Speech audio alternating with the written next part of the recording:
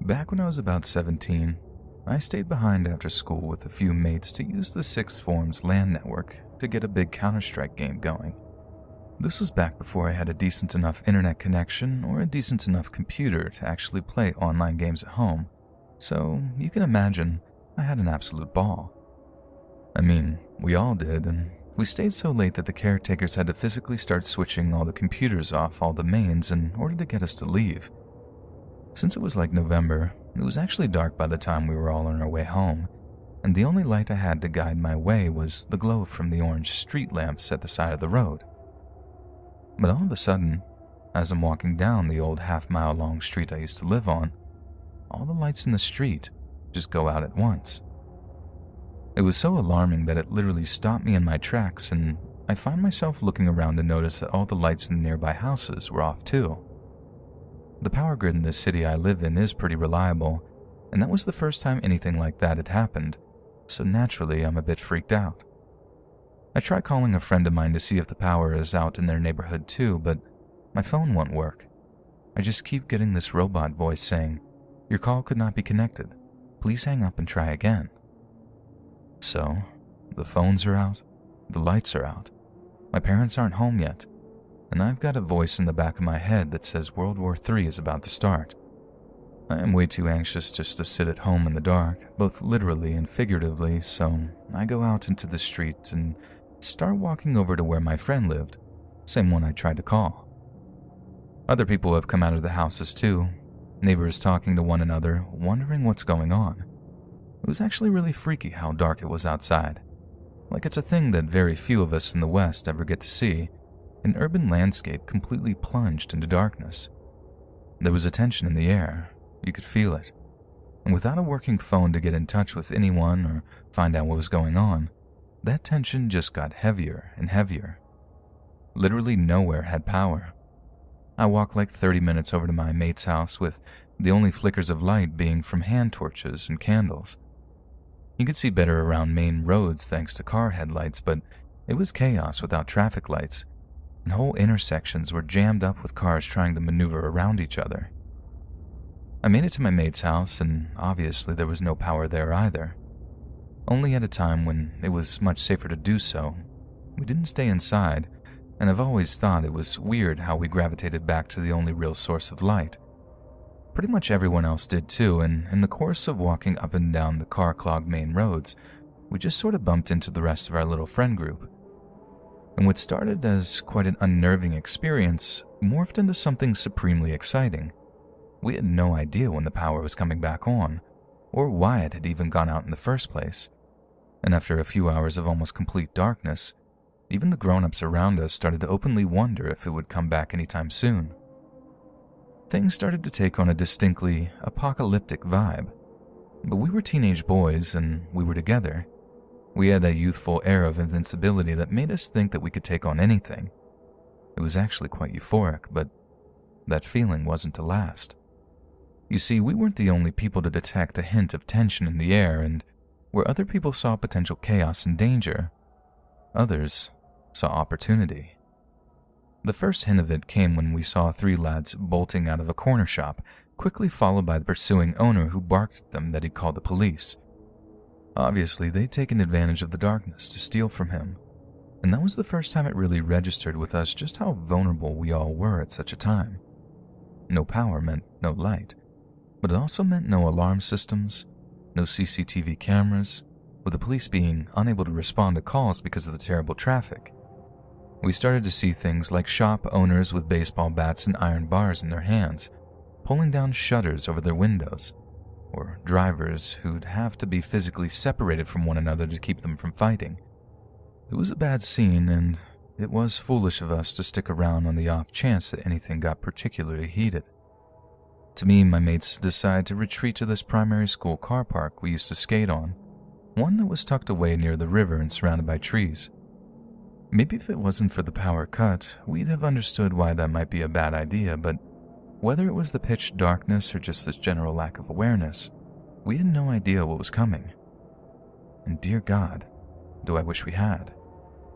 So we were hanging around the car park, which was normally lit by a few lampposts dotted around, but obviously on that night it's near pitch darkness. The only light was coming from the moon or from our phone screens, which in like 2005 were not particularly bright. Literally anything could have snuck up on us if it was quiet enough. We had absolutely zero spatial awareness, which is what made the events that followed all the more terrifying. At first, one of us is all like, "Shh, did you hear that?" Everyone freezes, listening out for whatever our mate had heard, but there's just silence. A little while later, this happens again, and that time our apparently paranoid friend was insistent that he heard something in the trees nearby. But we just dismiss his fears as nothing but an attempt at a prank. So when one of us was grabbed by someone looking to put them in a chokehold, we all just thought it was another one of our number messing around. And I'll never forget the fear in the air when we suddenly realized that we were not alone anymore. That whoever had done the grabbing was a total stranger who must have just materialized from basically nowhere. One of us tried to wrestle the stranger off of our friend, but they seemed to be thrown to the ground by some unseen force. It was hideously confusing. Where these people were coming from and why they were doing it was a complete mystery. But I knew one thing for definite. We were under attack. I'm not even entirely sure what happened after that. I'm pretty sure we were outnumbered because I can remember at least 2 people kicking me after I was floored by a punch to the face. It seemed to last for ages too, and it only stopped when I heard 2 voices near me saying something like, "Oh, I think he's dead." "What? He's not moving. I think he died.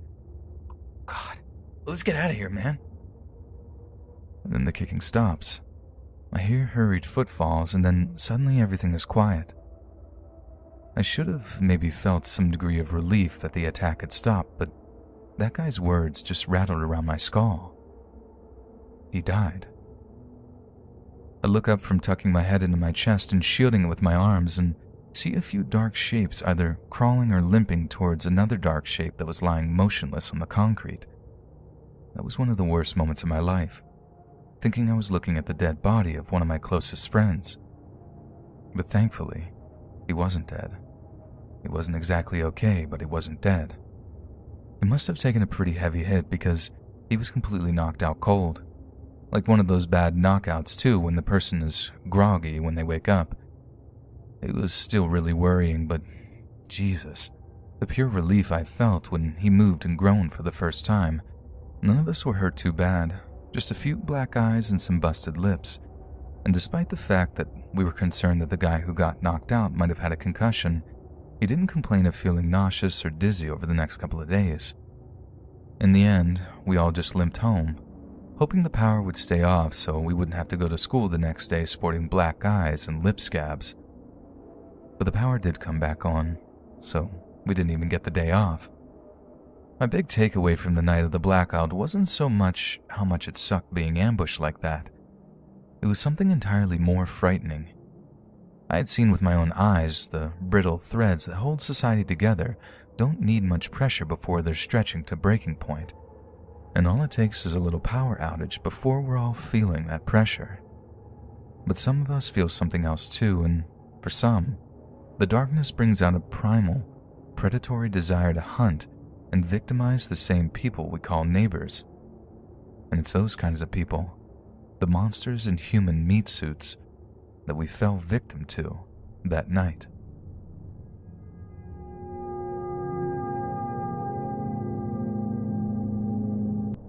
I live in a place called Beddington here in Maine.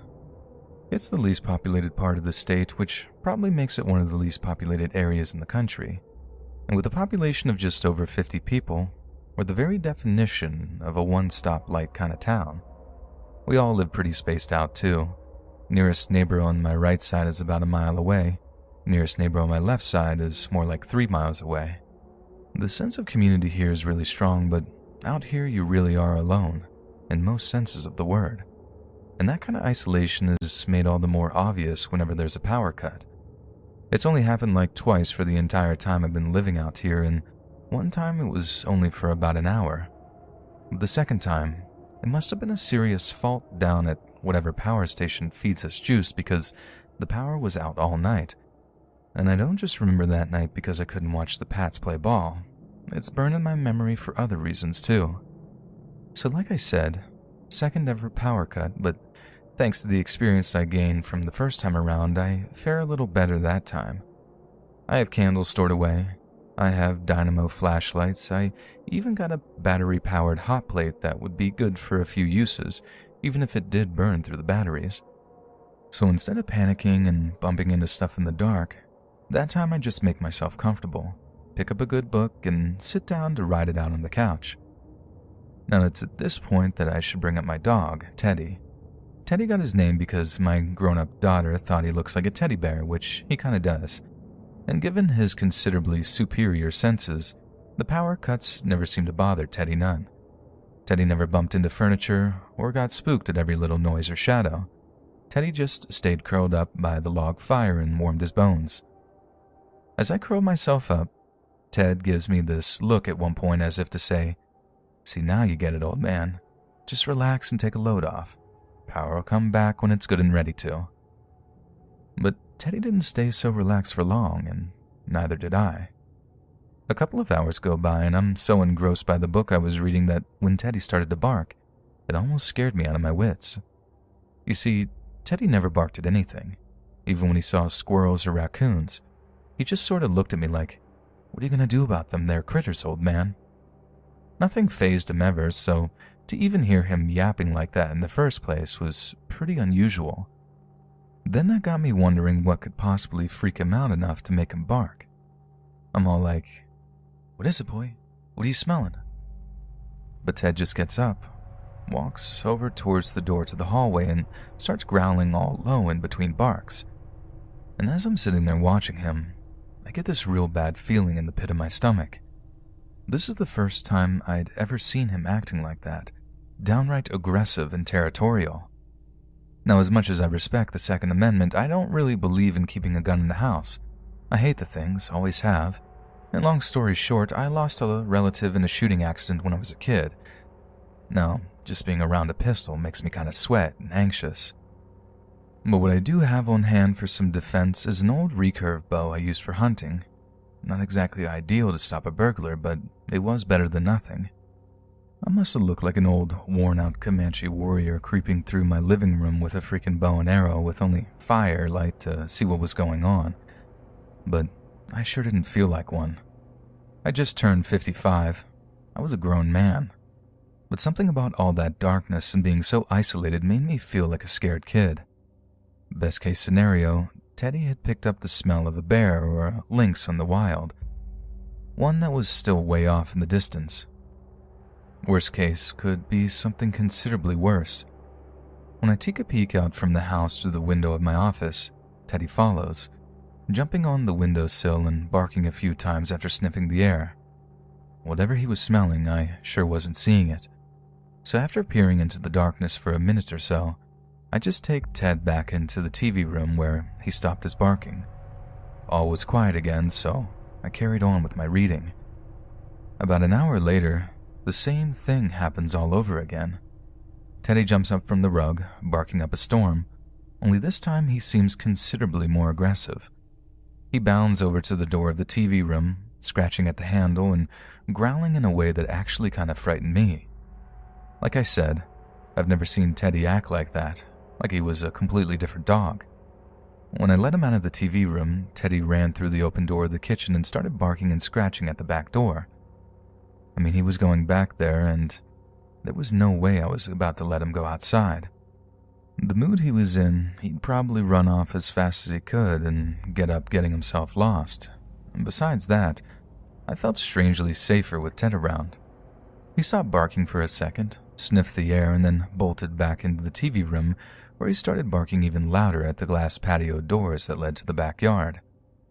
I follow him all like, "Get him, boy, tear him up." But when I catch a glimpse of the sliding glass doors, I'd swear I saw something moving in the shadows outside. I couldn't even tell you what I saw.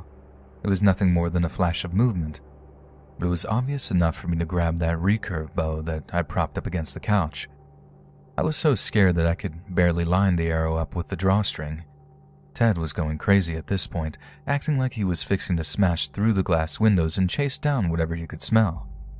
And like I said, It might even have been just the way the firelight reflected on the glass, but I wasn't willing to roll the dice on something being out there. Then suddenly, Ted stops barking again.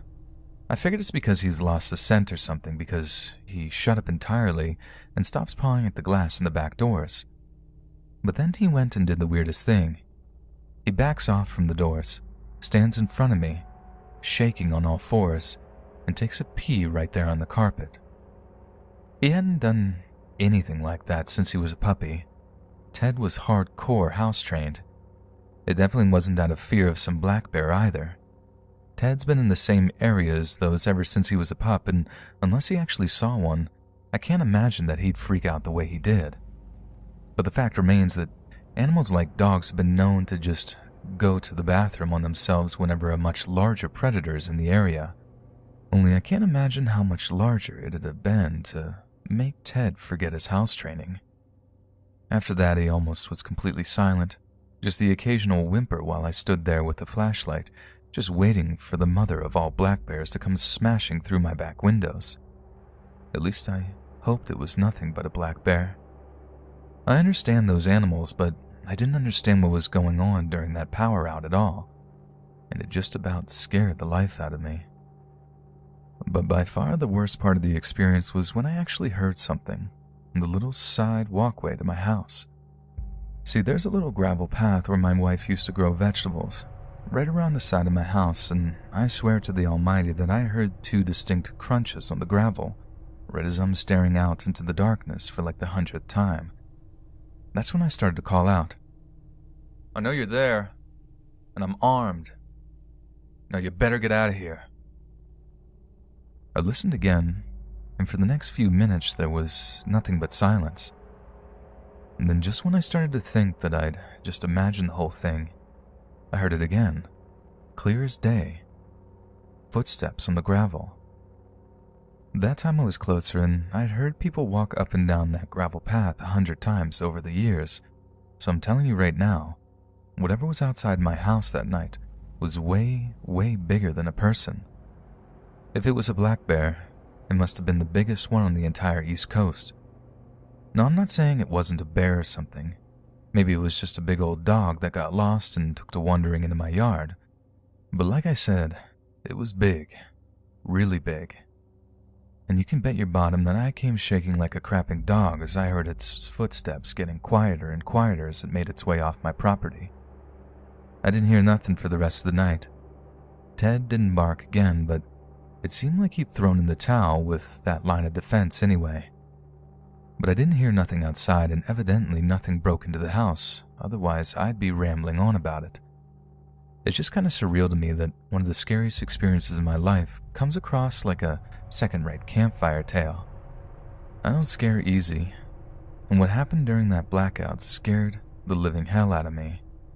I just hope whatever that thing was, whether it was a bear or the Turner beast or something else entirely, stays well away from my property in the future, because it'd take far more than just a few arrows to take down a beast as big as that.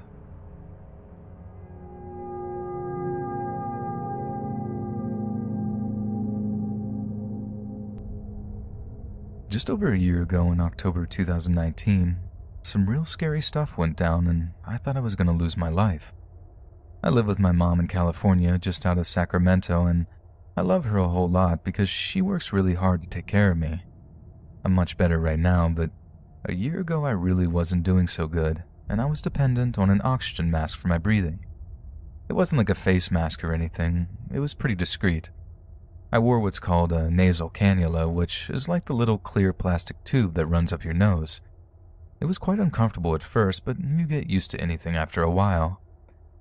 Anyway, so I spend most of my time hooked up to a PPAP machine, and it was super important that it stayed switched on at all times or I might suffocate. But if it ever did switch off or break for any reason, I could just switch over to my battery-powered oxygen tank and voila, tragic death avoided. The system was flawlessly safe, or so I was led to believe, because what that system doesn't take into account is that, all of a sudden, PG&E might decide that it's going to switch the power off to my house. I wake up in the middle of the night feeling like I'm about to have a full-on anxiety attack, and it only takes me about a second before I realize that I can't breathe. I brought a hand to my face and felt that my nasal cannula was still in my nostrils, but when I rolled over in bed, I saw my PPAP machine was dark. Now, under any other circumstances, I could just unplug from the machine, walk into the spare bedroom, and plug into the battery-powered oxygen tank. But since I was so tired and whatever had happened to cut the power had happened when I was asleep, I'd lost vulnerable time to make the transition. So picture the scene. I feel like I'm about to pass out. I can't see a thing because it's dark, and I have to make it all the way across the hall and into the spare room when I feel like I can't make it 3 steps in front of me. It was the most scared I'd ever been in my life. I had a matter of seconds to get to the battery tank. I'm making all these wheezing sounds, and I can just feel myself getting weaker and weaker as I made it out of my bedroom and took my first steps into the hallway. I only make it a few paces before I just feel my knees buckling underneath me. I try to crawl, but I just can't. And that's about all I remember until the next thing I know, I'm sucking air through the cannula like a crazy person, coughing and sputtering with my mom's voice in my ear. I must have made a whole bunch of noise on the way out of my bedroom, and thank God, too, because it woke my mom up. She must have found me lying there, figured out what the deal was, then just dragged me far enough toward the spare bedroom that she could plug in my oxygen tube.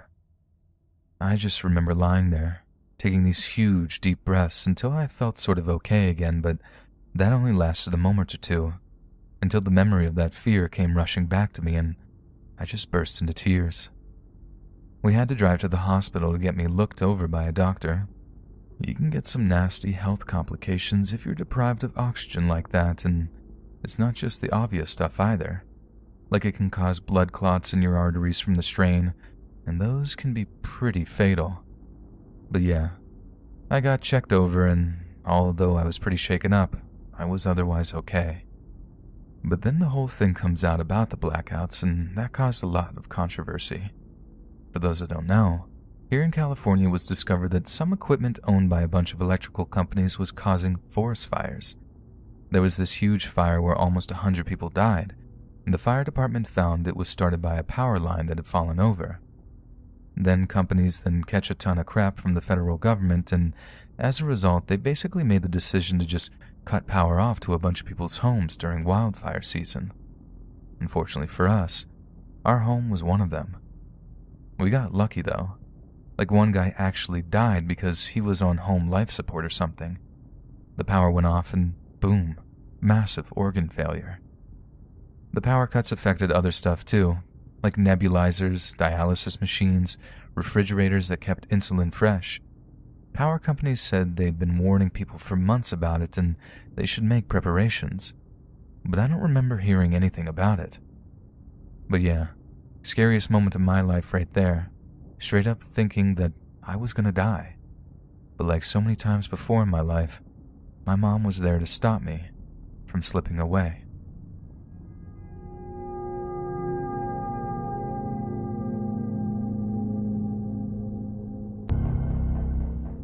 I started my new job at Will Rogers Airport. I say new job, but I was really just moved to a different airline and working on the same ramp agent position. Now I have to tell you that I have a crippling fear of heights, and my least favorite part of being ramp agent is when I have to climb in a cargo bin or rear loading plane, because it's about 20 feet above the ground. The first thing is it was raining. Not just light raining, but pouring rain with a few scattered lightning flashes and random power surges. Every now and then, we have dead bodies transported in the cargo bins. This was one of those occasions, and tonight was my lucky night apparently because my manager told me I was throwing this plane. Throwing mean I was pulling a cargo out of the bin. It was the last plane for the night, and wasn't very much cargo besides the body. My coworker John pulled the ramp loader to the plane and raised it up so I can walk up to the conveyor belt to enter the bin. About 4 other co-workers come over with a baggage tug for the cargo. I say to everyone in a louder than normal tone because the rain was loudly smacking the metal shell of the airplane. I hope y'all are ready. I'm not trying to be out here all night. John laughed and said, "Don't worry about it. Maybe you can find a new friend in there," in reference to the bodies. I didn't think it was funny, but I chuckled and told him to shut up and let's get going. I climbed into the small and cramped space and sat in the bin as far from the human-sized white cardboard box as I could, and pulled my phone out of my pocket to select a playlist to listen to while I throw the bin. I find a good one and I start working. The conveyor belt moves at a snail's pace, and you have to wait until they scan each individual package, so I can't just throw them as fast as I want to get out of there. About 10 minutes into it, I'm getting closer and closer to this box, and my music stops playing. I've had earbuds that short out when they get wet, so in the front of my mind, I automatically assumed that the rain somehow got on it, and I just needed to shake the little water out of them. But they were bone dry. I checked Spotify to see if it was a glitch or a problem with the app, and I see I have an unread text. Did I get a notification and forget in the midst of my rap fuel baggage handling? The way my phone is set up, when I get a message, it will tell you who it is from, but it won't display the message. You have to access them and read it. The message was from an unknown number, which was odd because very few people have my number. I clicked the notification and I read the message, and all it said was hi. I sent a text back and I said, who is this? My phone displayed that whoever sent the message saw mine immediately after it sent. I waited and no response. I started my playlist back up and got back to my job. Shortly after, a crash of thunder that was so loud the plane shook made me jump at first, but I quickly rationalized it and returned to work. I noticed the conveyor belt was no longer moving. I yelled to John, "What the hell is going on up there? Why did it stop?" He told me to sit tight, they're going to drop off this load. I think to myself, where else am I going to go? About 1 minute later, it got cold. Like I could see my breath cold. I wrote it off as just a cold front. I reach over for some stranger's luggage to lean on while I wait. As I look over for a bag to grab, lightning went across the sky and I saw a quick flash of a little boy, 11, maybe 12 years old, sitting on a white box, staring at me with this eerily happy smile, and his head turned slightly to the side. My heart sunk and I froze, never taking my eyes off that box for what felt like hours. I was startled by the replacement conveyor belt starting up right next to the plane.